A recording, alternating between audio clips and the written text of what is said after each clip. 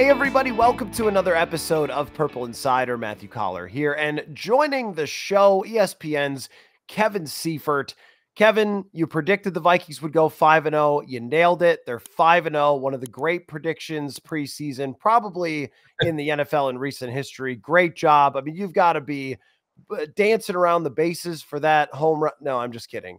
You didn't do that. But how you feeling, man? How you feeling about the 5-0 Minnesota Vikings? Well, it's funny, like in an alternate universe, I was telling somebody else this, you and I would be on are on a podcast talking about whether this is the right time for JJ McCarthy to be inserted into the starting lineup. And I think that's where we all thought we would be at this point. Obviously, we're not. And I think that speaks to how surprising, unexpected, miraculous, whatever the word is that you want to use to describe the position that the Vikings are in here in the bye week, and really how they're set up for the rest of the season as well. Well, I think you're right that we could also have been talking about Ryan Tannehill or Jacoby Brissett as the quarterback as well.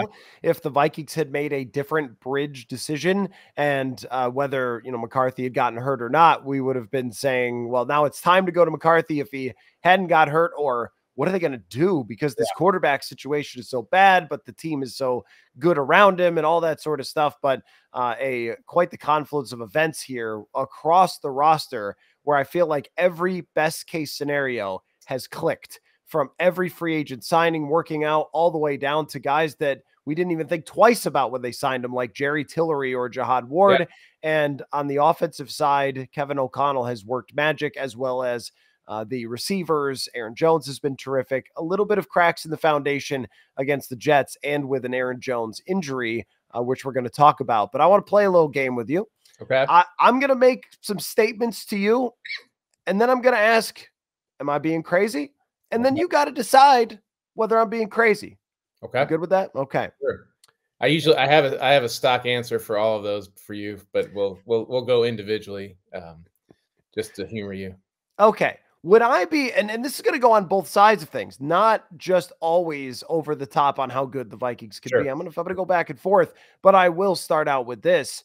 Would I be crazy to say that the Vikings should be expected to finish with 13 wins this season? Am I crazy if I raise the bar in my analysis on this here show to, if you don't win 13, then I'm disappointed in you? Am I crazy? So are you crazy to think that they should win 13? Mildly, I think.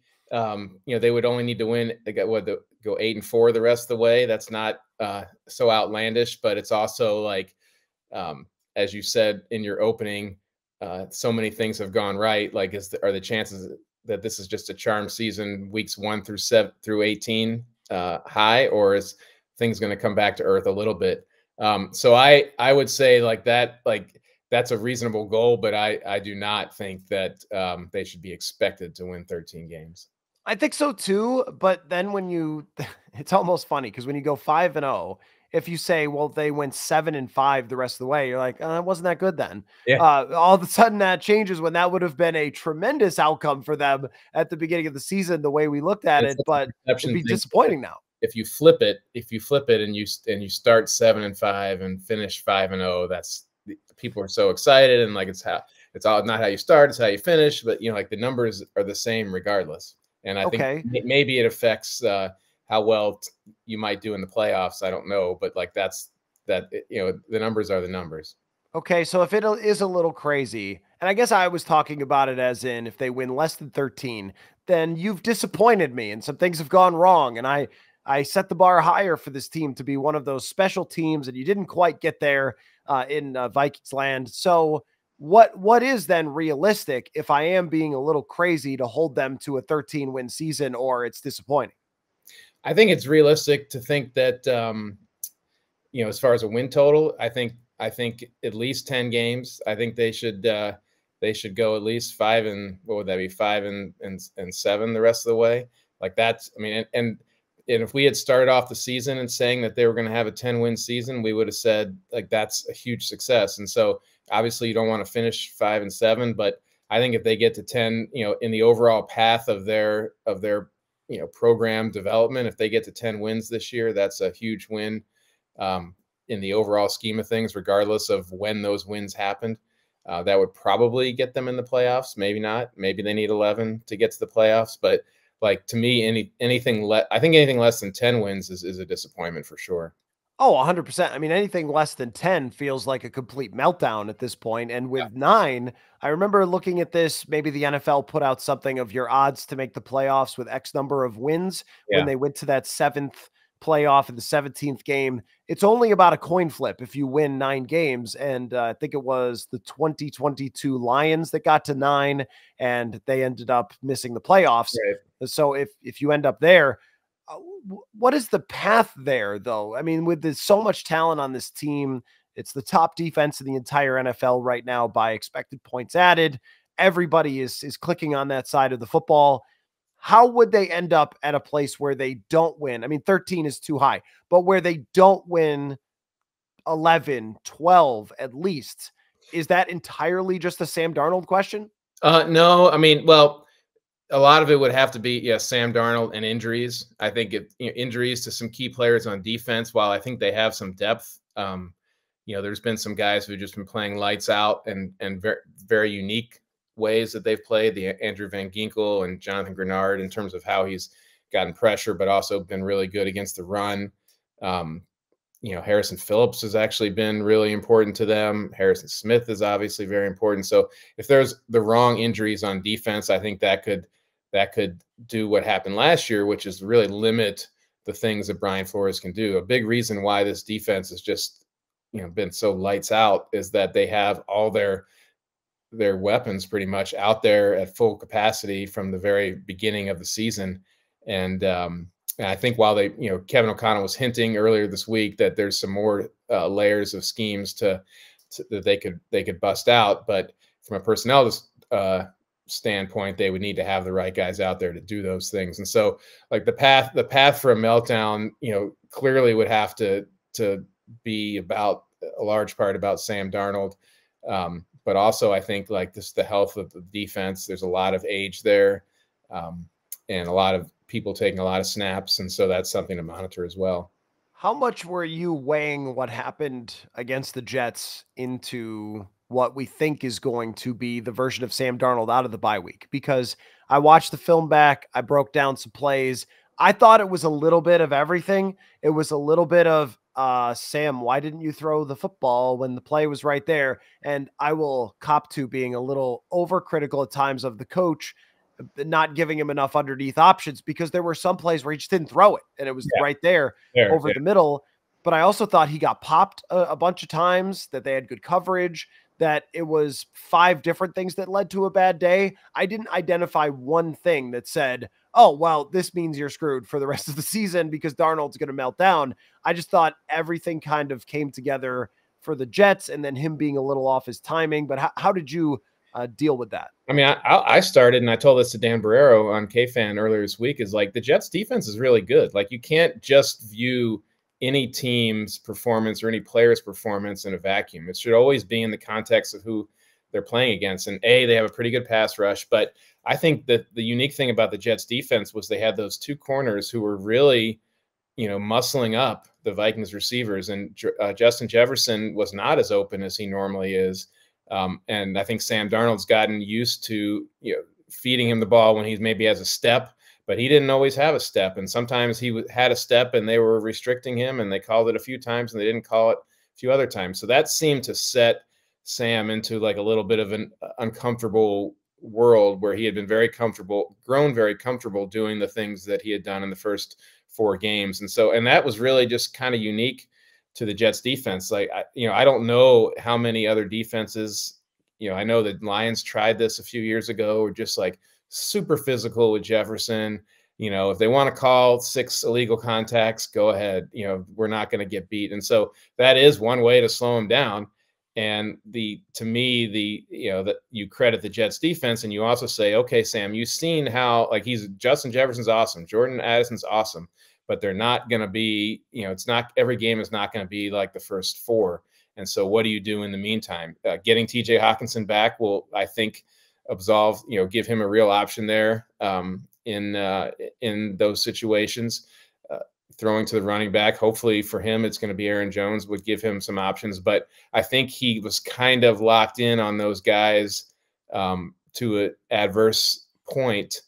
And the Jets had him, the Jets were playing the type of defense that would necessitate looking elsewhere. And so I think that was really what I saw there. That, there will be some other teams that have cornerbacks who can play physical. I'm thinking about Seattle and some of the other teams out there that are on their roster or on their schedule.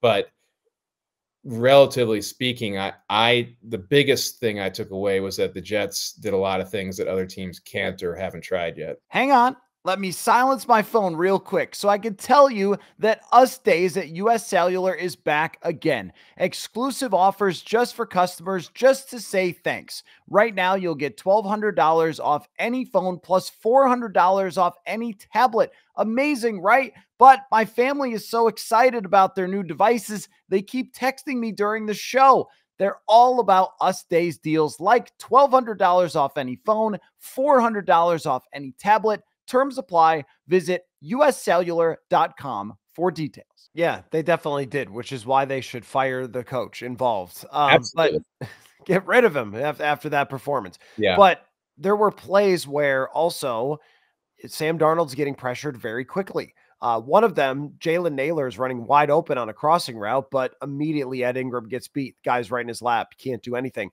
Christian Darrisaw had a great game, but his one loss happened super fast. He had to bail out. And I think the whole rhythm and timing of the offense was thrown off by a great New York Jets performance that, as you mentioned, the Detroit Lions are going to have a pretty tough time copying what they were able to do. So I wouldn't totally panic with that. Am I crazy, though, for suggesting that the MVP of the offensive side of the Minnesota Vikings through 5 weeks is Aaron Jones? And without Mr. Jones, if he is banged up long-term or he's not 100%, that I would not have very high expectations for this offense. Is that a crazy statement to say if Jones isn't himself, that I don't think that they can operate at the same level? Yeah, it's not crazy to say he's the MVP of the offense. I think that's, pretty, obvious to anybody who's been watching. But in terms of can they function at the level they were functioning at, it's basically been the best offense that O'Connell has had in the 3 years he's been here. If you look at points scored or you look at efficiency, or I think even maybe DVOA, they're just in the first 5 weeks, like it's never, and the big, the big difference is Jones. I think I looked at it this morning. I think they've had 31% more runs to running backs in the first 5 weeks of this season compared to last year, when we've had some times this year when we thought, well, there seems like they're throwing in a lot of running situations, but on a relative scale, they have really shifted things. And maybe that was a Hawkinson thing as well, but they've really shifted things towards the running game more than they had last year. And Aaron Jones is the big reason.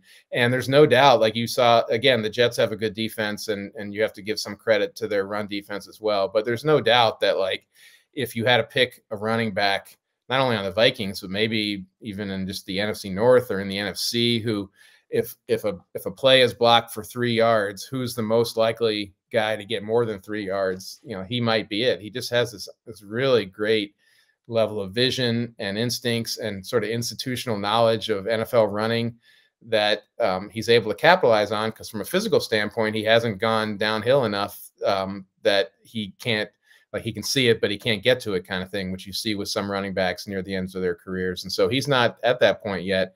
But and it doesn't sound like this is a super long-term thing, but they'll definitely have to make some adjustments without him. Are you crazy to think that they can't function at this level without him? No, not necessarily, but it doesn't mean that they can't play winning football. Yeah, I mean, I think that they most certainly can. And you saw, too, that play action will still work to some extent with Tai Chandler. But I noticed a couple of times where it actually works no matter who the running back is and no matter how good he is. It's pretty wild. But anyway, sorry. Yeah, I mean, I actually talked with your friend Mike Sando about that the other day, about how historically with the numbers, play action still works. But I don't know that you have as many opportunities to use it if you don't have Aaron Jones back there. And the screen game was just non-existent without Aaron Jones. And I don't know if that's a trust thing for Tai Chandler or not. And I guess what I can't quite put my finger on is how much they will trust Tai Chandler? If you have no other choice, do they just do it because they have to? Or every time he gets a 2-yard run that he doesn't turn into 5 like Aaron Jones would, is it going to be, okay, pass, pass, pass after that?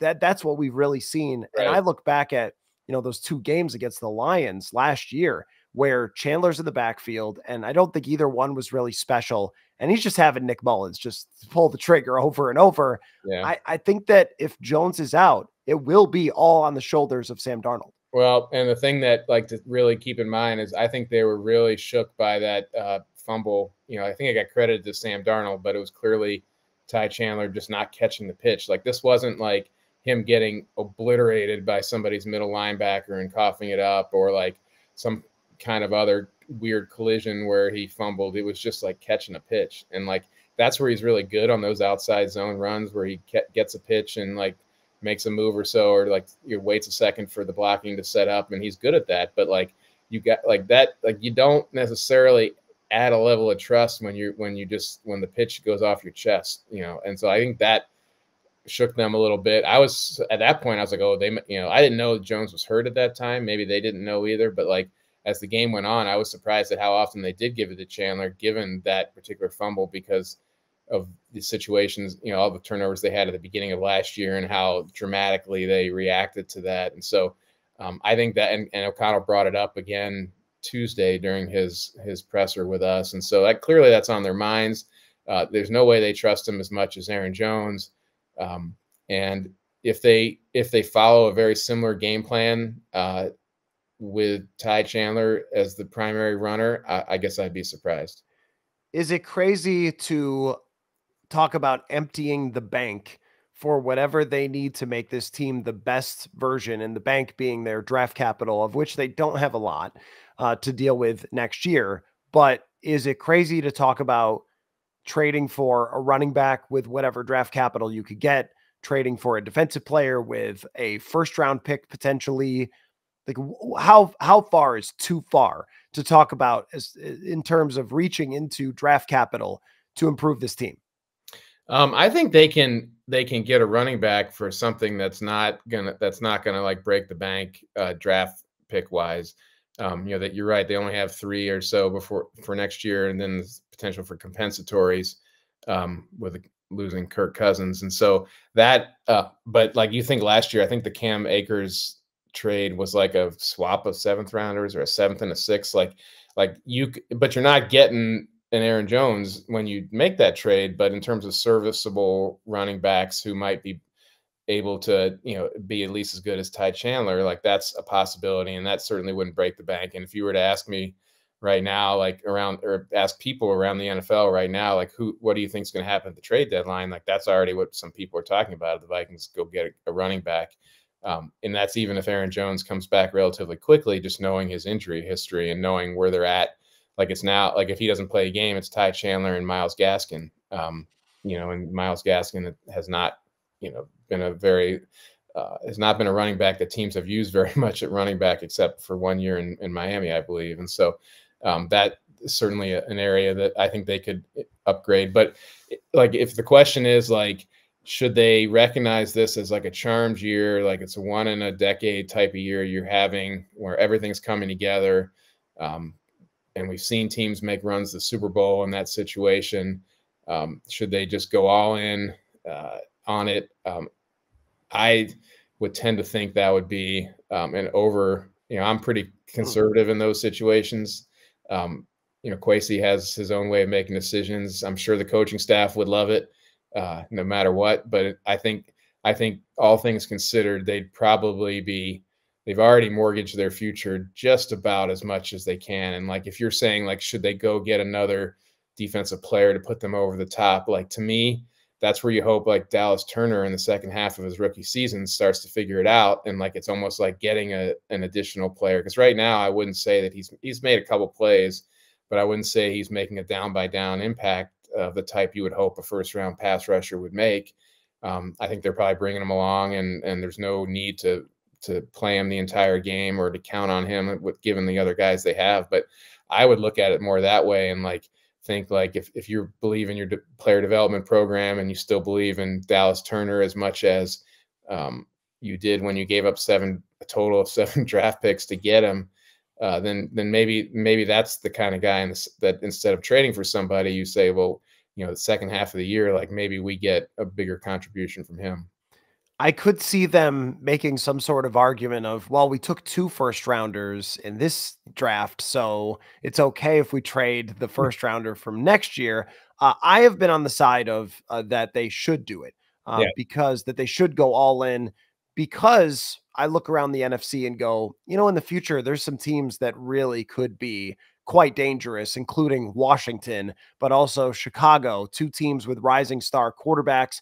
Green Bay has been put behind the 8 ball a little bit this year, but they've got still a lot of talent. They're going to be in that mix. It might never be easier than it is right now for the Vikings to potentially win. The other thing I think about too is, when does not having next year's first actually hurt you? Like, what year? Because you can never count on a rookie to step right in and make a massive impact, especially if it's the back end of the first round. So is it going to really hurt you in 2025, 2026, 2027? And if they are turning things over to JJ McCarthy, they are still going to have all the cap space to continue to go out to the free agent market and add to this team in the places that they need. I also would add that, what places will they need? I mean, maybe Harrison Smith will retire. Maybe Stephon Gilmore will retire, but I don't think it's a team that needs 10 more acquisitions for next year. It's probably like 3 or 4.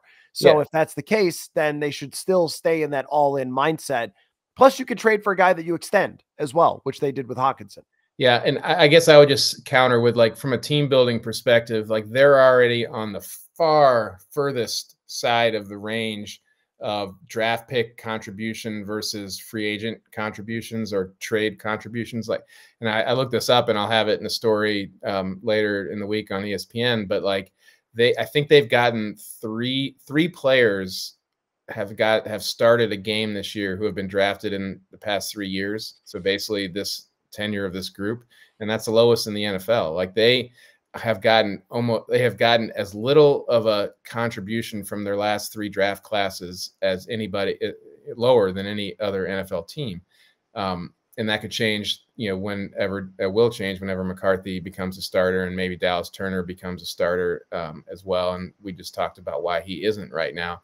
But like, there's no getting around that, like, the general long-term best way to build a team is to have it be built on the backs of draft picks and sprinkled in free agent. This free agent class has been awesome, precedent setting, unbelievable, and it's rare.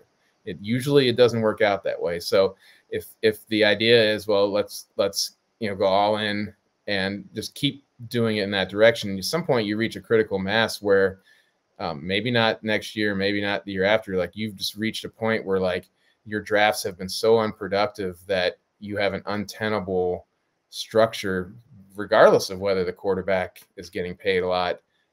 Maybe I'll be surprised and they can basically build a team of free agent acquisitions with a cheap quarterback, and then somehow the drafts start coming in behind that. I don't know. But at some point, they need to draft better.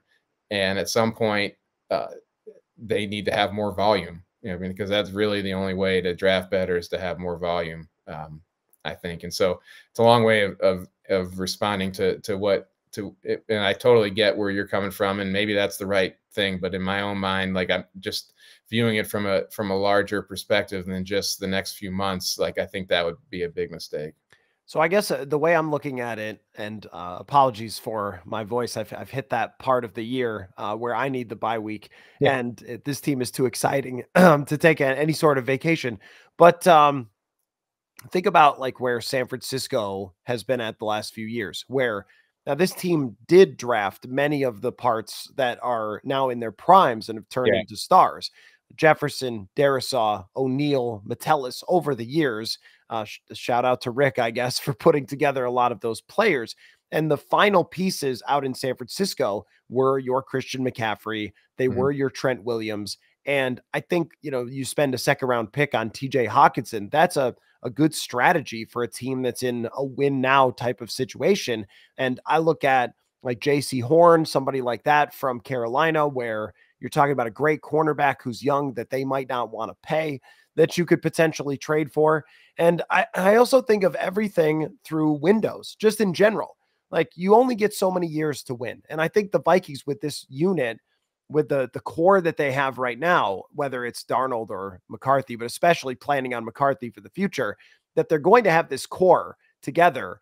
And if you're waiting for the next guy to come around 2 years from now, 3 years from now, I think you're not putting everything into this small window. It's kind of like how Buffalo's struggling a little bit with their roster at this point, but they had that window and they made all in moves. They got Von Miller, they got Diggs, and they weren't always the smartest moves, but they just sort of went for it. And they were able to get pretty far by doing it.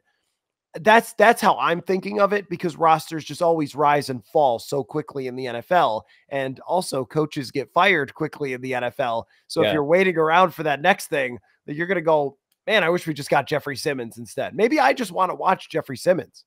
No, it would certainly be exciting, and I get it. And like, you know, the Bills are a good example, but they also like never made the Super Bowl, maybe because of Patrick Mahomes, and they felt like they had the additional thing of like not only trying to build a Super Bowl caliber roster, but a roster that could beat the best quarterback in the NFL, and for a while, just to get to the Super Bowl, and they haven't been able to do that yet.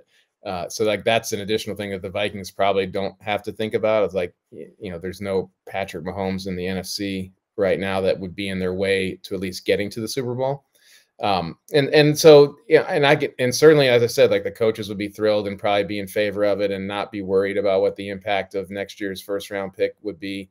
I just think that they're already kind of like, they would be in a much worse hole if they hadn't just hit a, you know, grand slam on this free agent class this year, and we wouldn't necessarily be having this discussion. So maybe they're just really good at the free agency bit, you know, with the coaching staff being really good at articulating the kind of players they want, in some cases the specific players they want, and the front office being really adept at going to get those guys. And maybe that's what they're good at, team building, and they should lean into it. But generally speaking, I think they would be setting themselves up for a lower, I guess I don't know, like they'd be setting themselves up for a higher floor and a lower ceiling, maybe, because anytime you're acquiring a player, it's somebody that another team didn't want.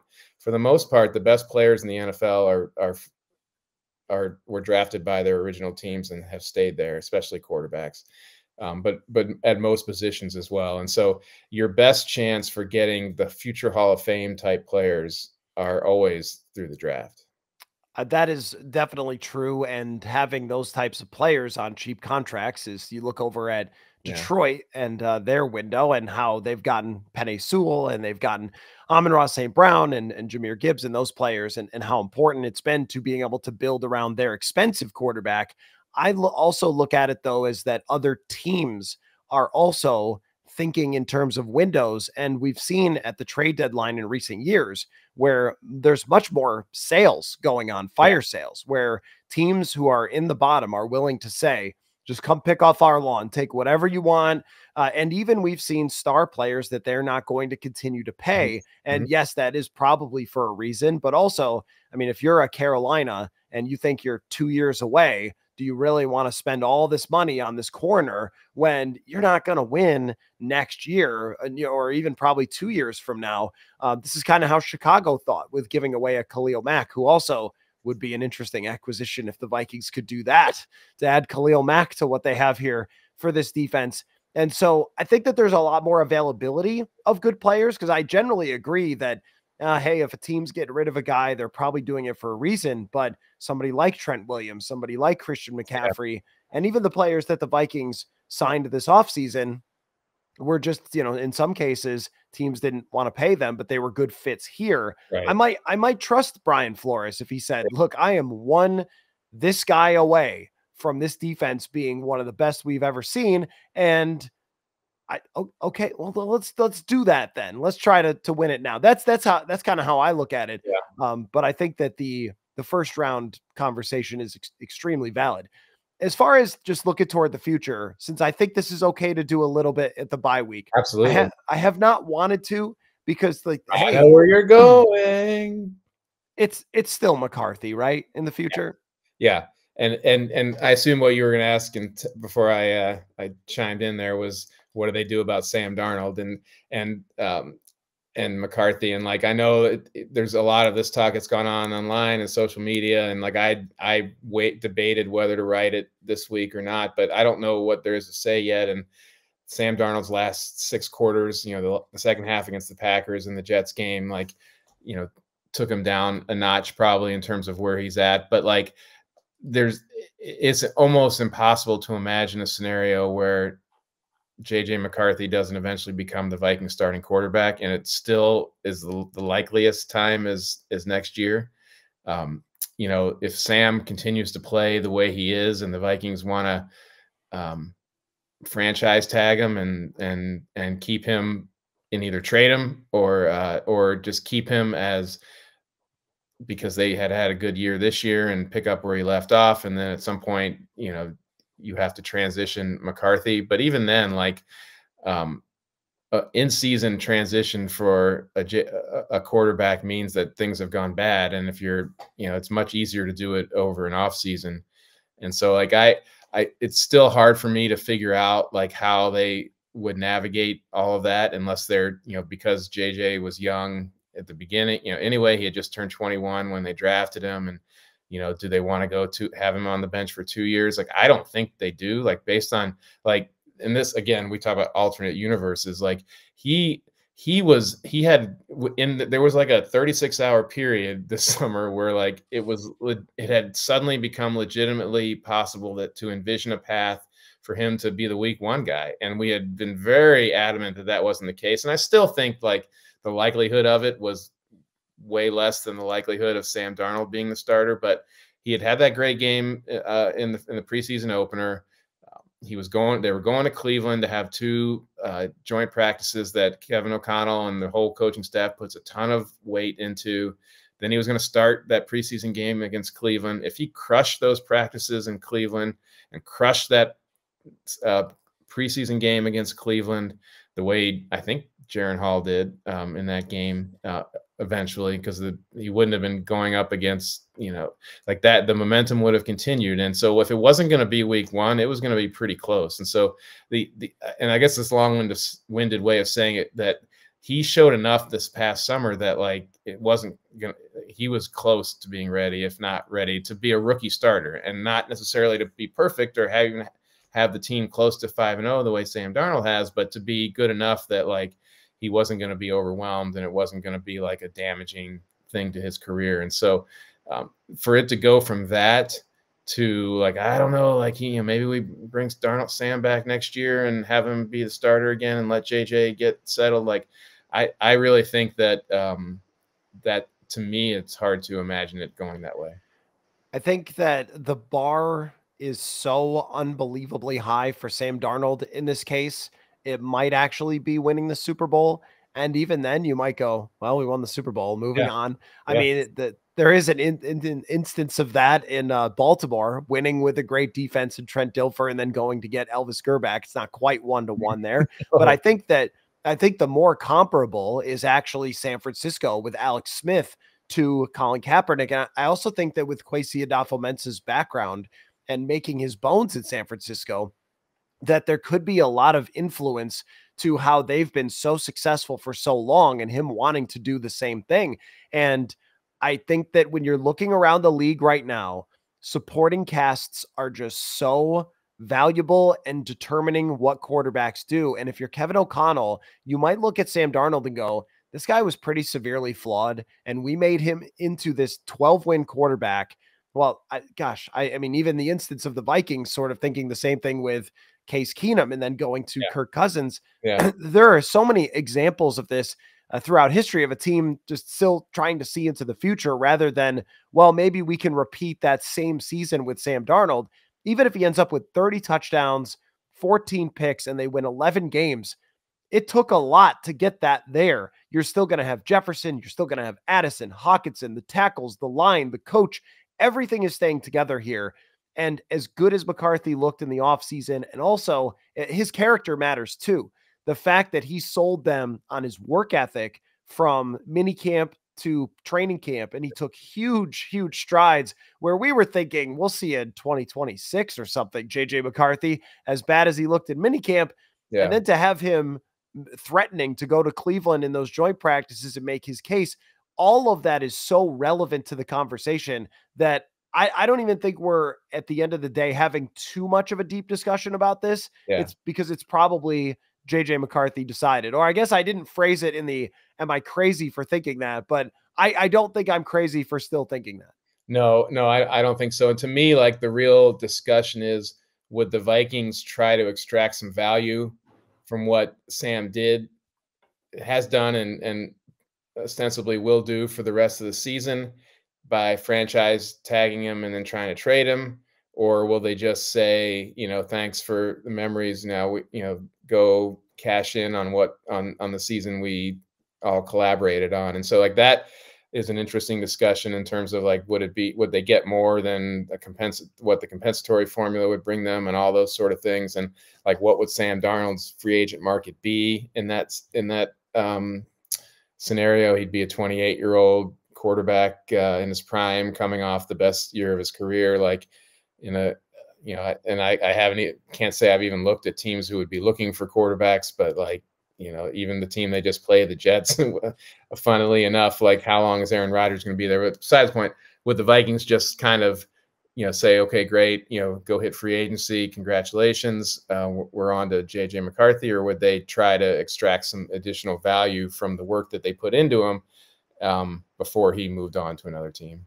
I can't think of too many precedents of teams franchise tagging and then trading, but this also is maybe an instance that doesn't have a whole lot of precedent. It has happened. I think and I'd have to research it who it's been, but it's happened occasionally.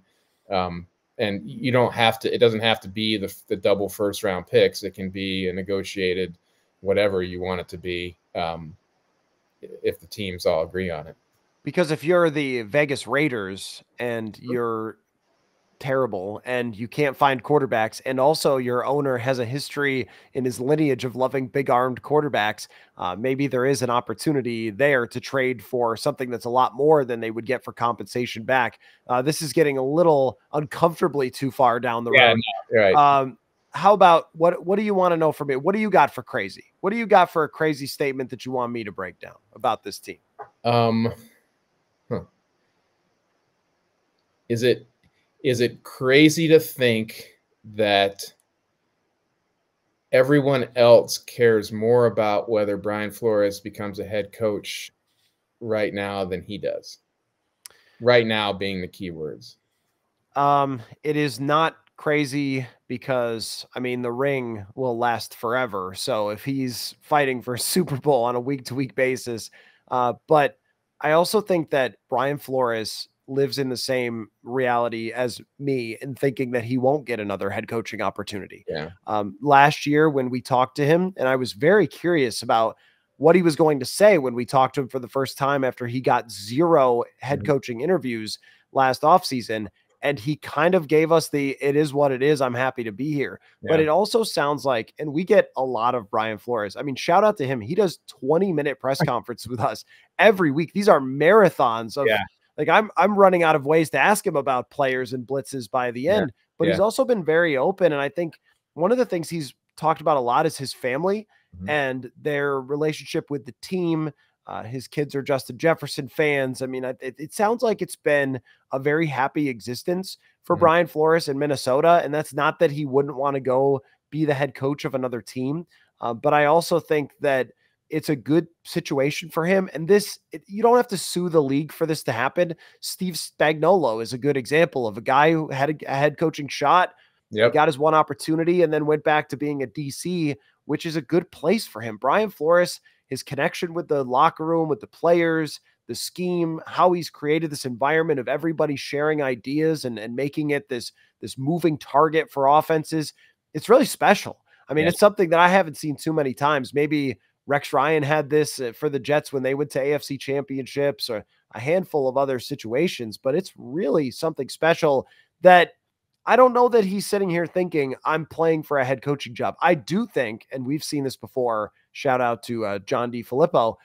We have seen coaches arrive here that were basically like, how can I do enough to get myself a head coaching situation? he very well may have emotionally moved on from that. And if it happens, it happens. But I just think that the league is always and forever from here on going to be looking for the offensive head coach who can pair with the quarterback and go for their Andy Reid style or what the Vikings want to create with Kevin O'Connell. I just don't know that the league is looking for the hardest nosed type of defensive coach that Brian Flores is. And there's always hot candidates that are popping up everywhere.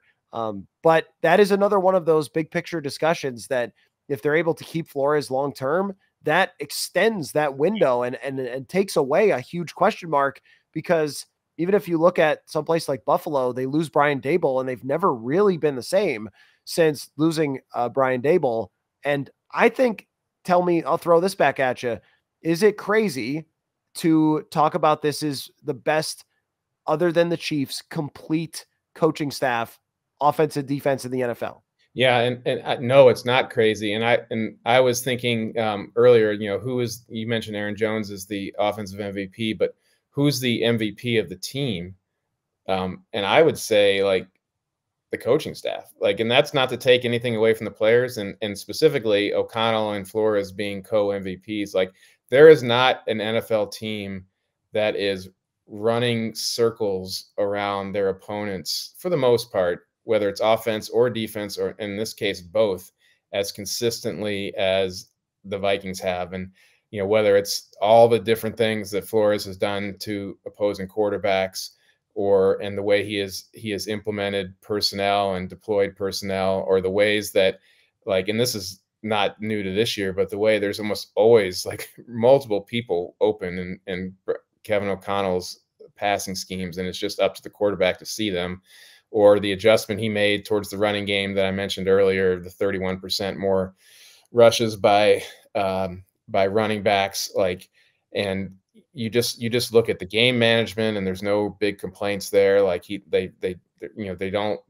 Kevin O'Connell doesn't create problems for himself with poor game management, and sometimes he helps himself. His challenges have been good, but that's been, and I know the players execute, and we always give credit to the players, but let's just be real for a second and just note how organized the team is, how they came out of the gates just wailing away on both sides of the ball, how they pulled the right strings on special teams in terms of the kicker, and I did a story in training camp on how rare it is for rookie kickers to have good seasons, basically, or even an average season. And this guy's been perfect on extra points and field goals, and not all the field goals are easy ones either. And so just in terms of scheme, in terms of management, in terms of keeping the players motivated, in terms of being several steps ahead of most of their opponents, this has just been a dominant 5-week coaching demonstration on both sides of the ball. And I think they're getting plenty of credit for it nationally. I think basically O'Connell's established himself as, you mentioned, every team wants the head coach with a quarterback bent like that. Everybody wants Kevin O'Connell, basically. And defensively, every single time a defensive thing happens, positively or negatively for the Vikings, on the rare occasions it has, the discussion nationally has been, does this help Brian Flores get a head coaching job? Is this going to hurt his chances? And that was sort of the reason I asked you the question I did, was that I don't think every little step or moment in the Brian Flores experience needs to be judged only through the lens of whether he's going to get a head coaching job or not. Because I think you can step back and say there's not an assistant coach in the league, coordinator or otherwise, who's having a better year than he has, and it's not even close. And O'Connell's right there as well. And something that I would think that they could build on for the future is their bets have just paid off. I mean, when it comes to the roster, here's Brian Flores watching tape of Blake Cashman at the suggestion of a former Gophers coach, and then being like, neighbor, I think I will. I think I will suggest that we get Blake Cashman, the Andrew Van Ginkel, and he was obsessed with Andrew Van Ginkel. And here's a guy that most of the world had never heard of, who's getting pick sixes and is such a valuable piece for them. Stephon Gilmore, the last second, clearly the coaches were pushing hard for that, to get him. And on the offensive side, the belief in somebody like Jalen Naylor, who I think we all kind of went, I don't know, he hasn't been healthy. And even he said, I don't know, he hasn't been healthy. So it's not like he knew that the ankle was going to be fine or whatever, but he trusted Naylor's talent through this entire time and bought into him. There's very few personnel things where we could go, you guys know what you're doing? Because I think not all, this is maybe one of the most underrated things in football. Not all coaches are great evaluators. And if you have two that are, and especially at the quarterback position, and this Darnold is a Kevin O'Connell plan and a belief from Kevin O'Connell, and Kwesi Adofo-Mensah is going and getting the groceries, and it's all working the way it's supposed to work. Yeah. One more thing I wanted to ask you is, so they're 5-0. I've had a lot of fun covering the Minnesota Vikings over the years. The 5-0 start 2016, I arrived. Teddy Bridgewater got hurt the next day, or maybe the same day. They trade for Sam Bradford. I'm meeting Patrick Royce for the first time on the air as he's asking me to break down the Bradford trade. Like, I just got here. I don't even know the roster really. And like, I'm breaking down this trade with the legend Patrick Royce at the fair. Like, what a whirlwind that was. So I'll always remember that season as being crazy, and the 5-0 start, so fun. And the Minneapolis Miracle 2017.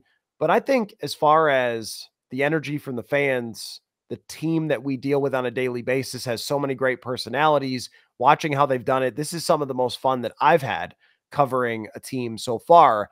I would like to know, of your years covering the Minnesota Vikings, your number one or two. I think there's one that's probably going to stand out above the rest, but one or two favorite seasons that you've ever covered.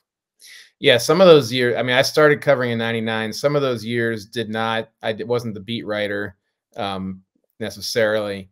And I don't know if you're referring to the Favre year of 09 as being the one you thought I would mention. Is that the one? I was thinking that. Were you not on the beat at that point? I wasn't on the beat, but I was in the NFC North blog, so I was around for all of it. And so that was just the fact that it was the end of like a 2-year, or a 12 or 13 month process of Favre wanting to get to the Vikings, the Packers trying to keep him from getting there. And then him finally getting here, and just the fact that my beat was the NFC North. So a lot of my things I wrote about were the interaction between the teams and the fan bases. And this was very, if you're into drama, there was plenty of drama involved in just getting him there. And then to watch what he did that year and the impact he had on the team, and the impact that, that was going on behind the scenes in a lot of cases, that, it was not as smooth as people thought. So there was a lot to write about. What I would say, so that was, I mean, that's just like that'll always be a legendary Viking season in terms of how things went. But like, what I would say about this season is that it's like the most positive, start to a season that I've ever covered. Even some teams that also started very well had a lot of negativity or a lot of adversity that happened behind the scenes. I think back to like the 2000 season when they started off in a similar way, but Dante Culpepper was the starter that year for the first time, and a lot of the media didn't think he was going to play very well, and there was a lot of "I told you so." So it was sort of a tense, not necessarily fun, and certainly not positive overall coverage of the team. But like, in terms of things just going well, and they're not, there was a little bit of adversity, there was adversity this summer with Kyrie Jackson's death and a few of the injuries, and obviously the McCarthy thing. But since the season has began, it's just like, it's just been a very positive, happy place to be. And that's certainly a rarity in my time covering the Vikings.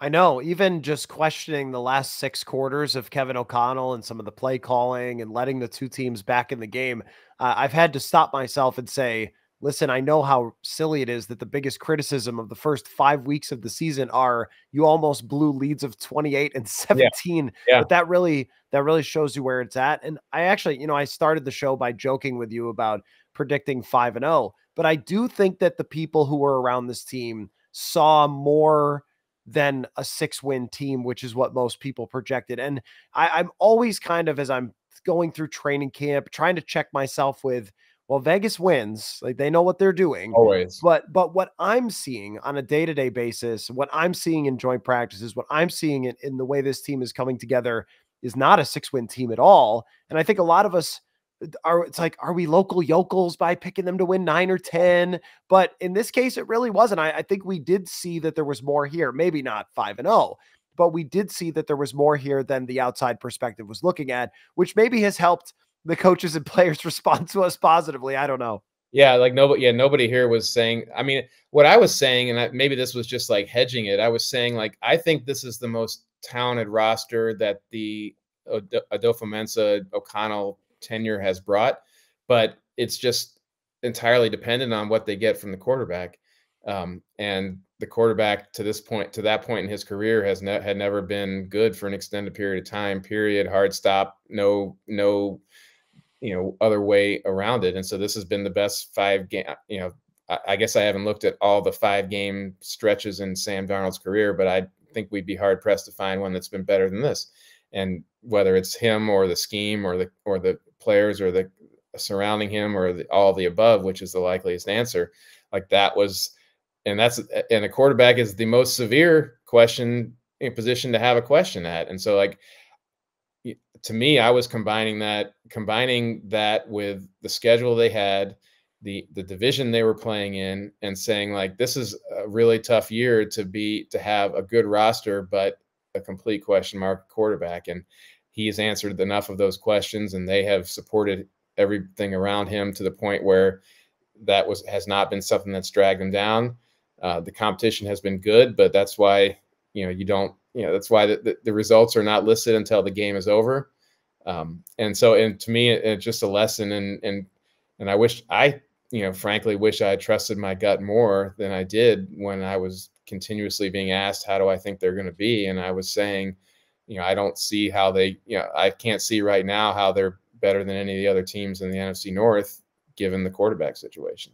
Well, still a long way to go with that. Yeah. And maybe I'll turn out to be retroactively right, and we can delete that last few sentences from this podcast, and we'll go from there. Well, it is kind of classic Vikings that their division is the best in football in a year like this. So, Kevin Seifert, it should be a fun rest of the year that you and I will cover together, and looking forward to that starting outside of the bye week. So thanks so much for your time, and we will see where it all goes. I appreciate it, man.